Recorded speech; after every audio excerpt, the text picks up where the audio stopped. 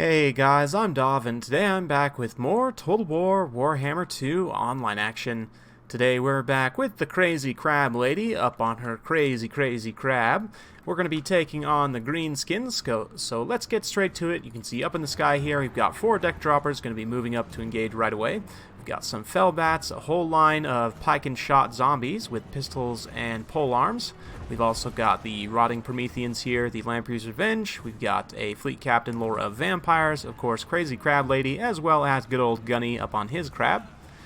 And yeah, that's more or less it. Pretty straightforward Vampire Coast army for my Greenskins opponent. Plenty of Spider Rider archers scattered around. We've also got a nice firing squad of Rusty Airs, Savage Orc Air Boys, Savage Orcs as well. We've got Wurzag and a Goblin Big Boss here, Night Goblin Archers, some Orc Boar Boys, and Savage Orcs protecting the Hammer of Gork.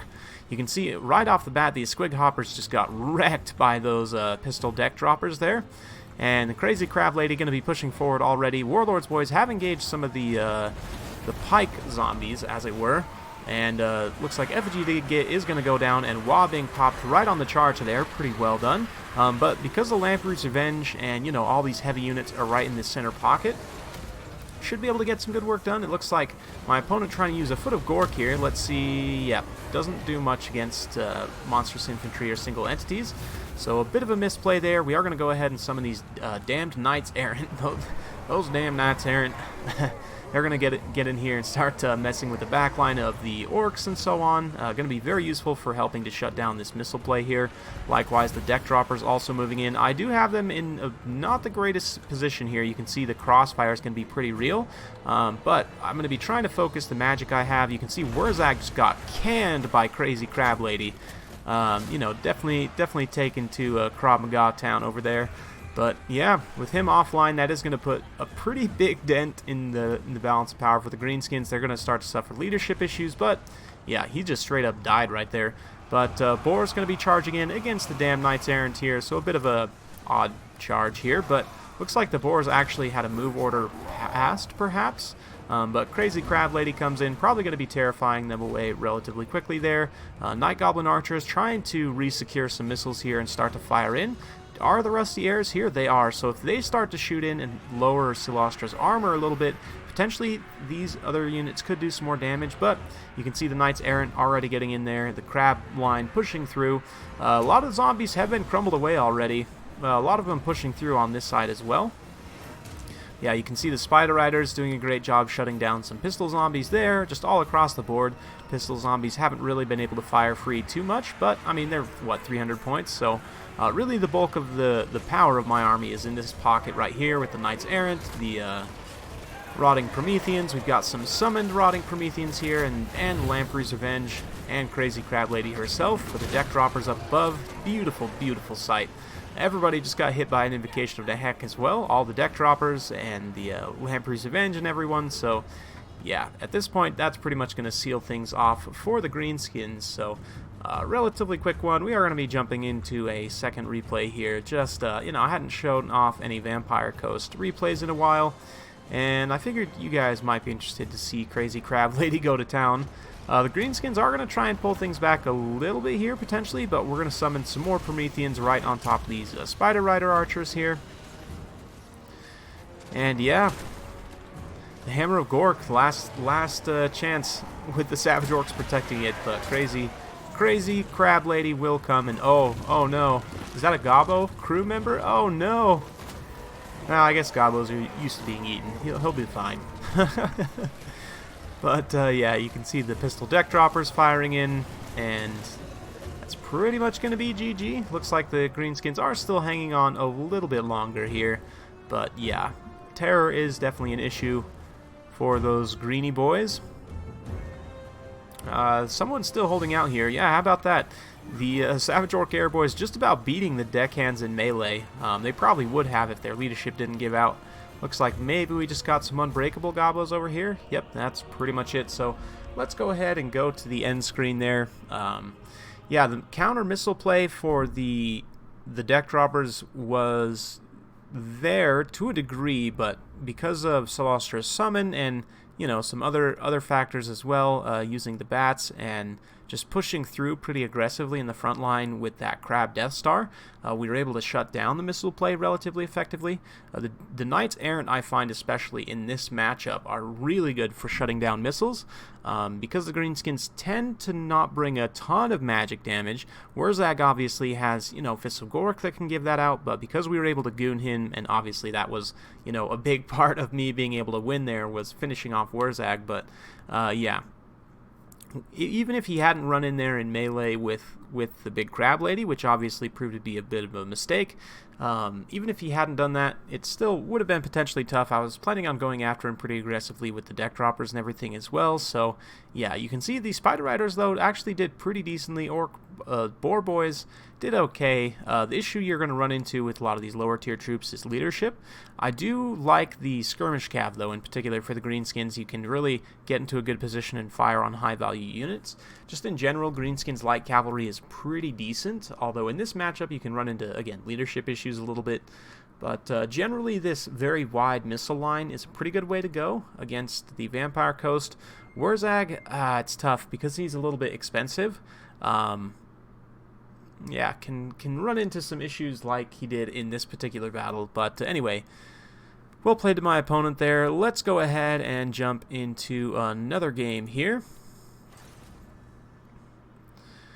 This one was submitted by Sarmation, and we're going to go ahead and have a look. Looks like Warriors of Chaos versus Lizardmen, 3 Chameleon Skinks, some Cold One Riders, Cold One Spear Riders, no caster for Sarmation. Don't know if he forgot or just intentionally didn't bring a caster, but also got a couple Temple Guard as well, Rev Crystal.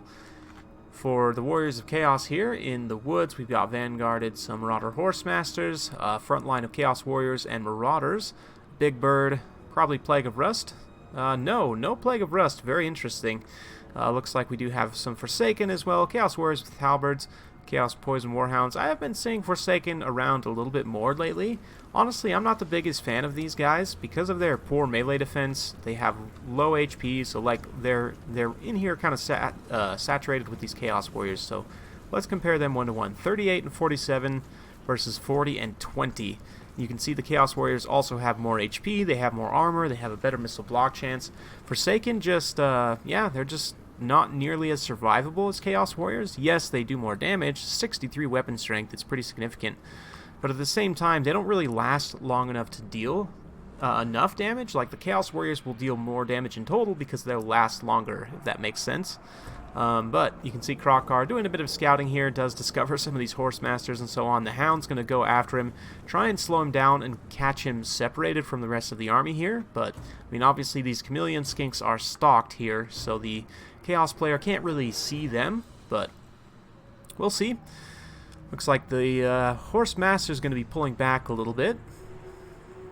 We'll kind of fast forward a little bit through this early game here as these two forces kind of probe at each other. Some very good scouting being done by the Chaos player here as well, kind of looking for hidden units, although he is going to have to be careful. If he gets too close and doesn't have the micro to pull away, this is exactly what could happen, which is that Cold One Riders will just eat these Hounds alive.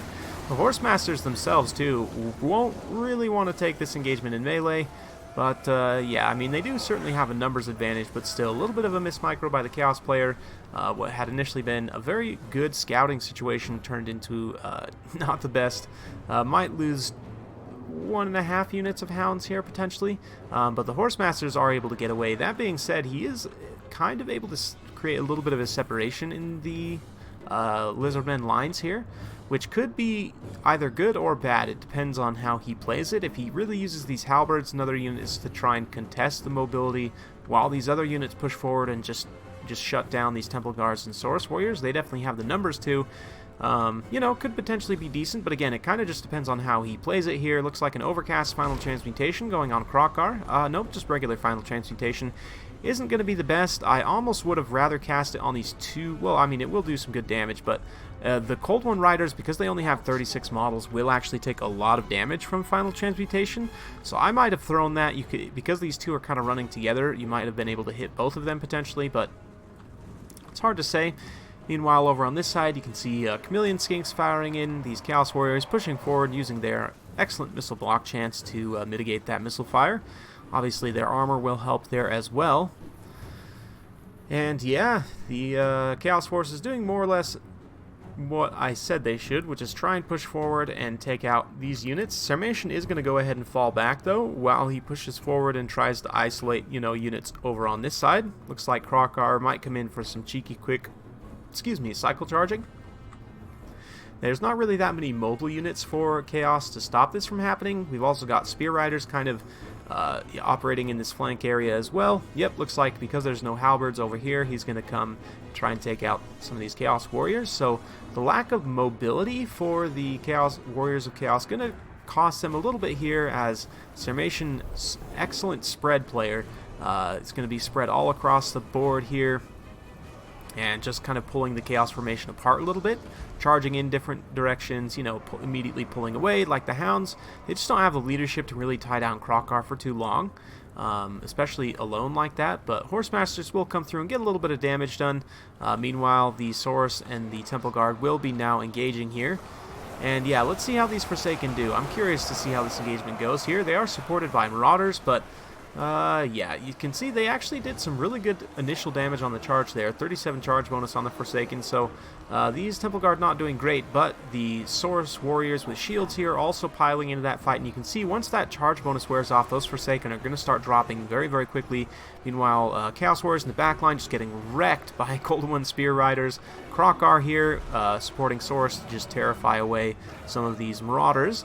So you can see the kind of the piecemeal engagement for Chaos not really going great, although over here he is able to get a favorable situation with these Golden One Riders rampaging into the Marauder Horsemasters here, with the other two units able to fire in from the side.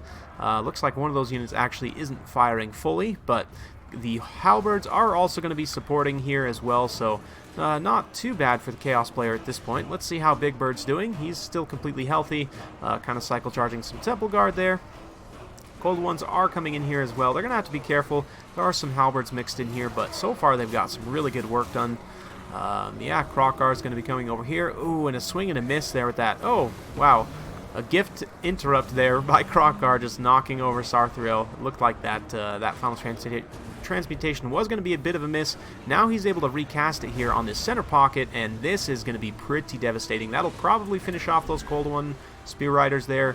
Krokar also taking a ton of damage here, and those Saurus Warriors as well, so yeah, not the best situation for the Lizardmen in this particular pocket right here. That being said, Big Bird standing and fighting here is not the best. He is taking a lot of damage from Krokar. There are some Temple Guard in here that can come support as well. So yeah, the Rev Crystal still completely healthy also. So all this damage that Krokar has taken can be healed back, whereas Big Bird obviously can't heal. But you can see over here, Cold One Riders just getting finished off by some Horsemasters over here. The Horsemasters have been able to recover reasonably well and to start to get some good work done. You can see them throwing some jabs at Krokar, who is taking some decent damage there, but they're going to have to pull away from those Temple Guard. The Rev Crystal coming back around. This kind of pocket of Chaos Infantry is doing relatively well, but elsewhere in the battlefield you can see Chaos Warriors and Saurus duking it out. Krokar is going to come support this engagement here.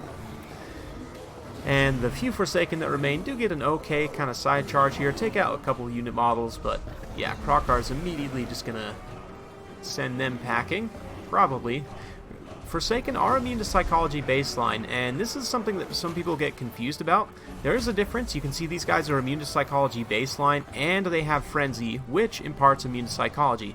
Units which only have Frenzy will be immune to Psychology while it's active, but it's worth noting that Forsaken is one of the few units that has a baseline and also has Frenzy, so don't get confused there. But anyway, you can see Big Bird pushing through.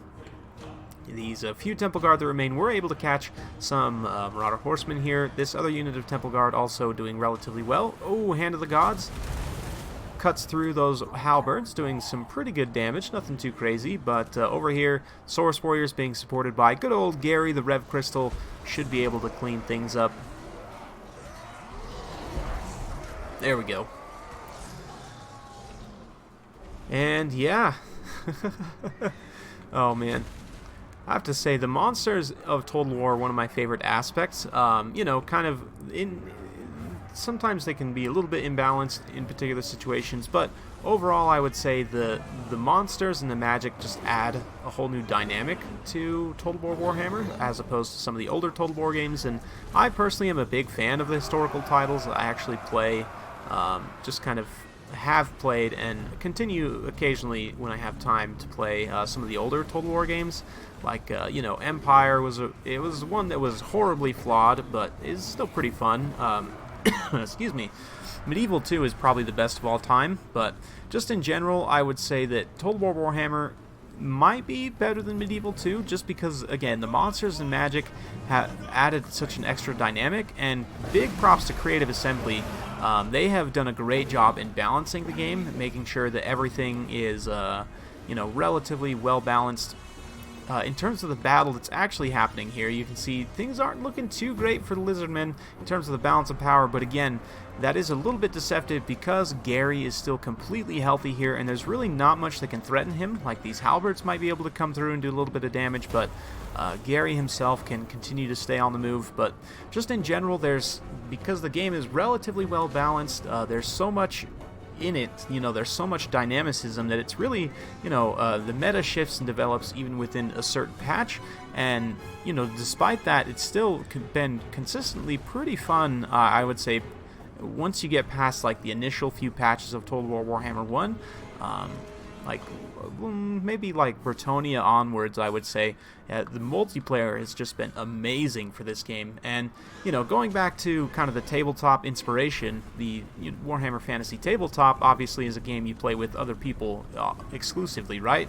I don't think there's any way that you can play that by yourself, so yeah, the multiplayer aspect of Total War Warhammer has always been one of its kind of strongest suits, and it's just helped the Total War franchise as a whole grow, and it's definitely got me excited for the future. I mean, we'll see what kind of multiplayer systems Three Kingdoms has. Total War Warhammer 3, the planned third entry in the series, should have some good multiplayer aspects as well, but let's go ahead and fast forward through this late game, as there is quite a bit of battle left to see. You can see there are some chameleon skinks which have used up all their ammo here, going to be reuniting with Krokar and finishing off some of these very tattered Chaos Marauders out here on the flanks, Chaos Warriors as well.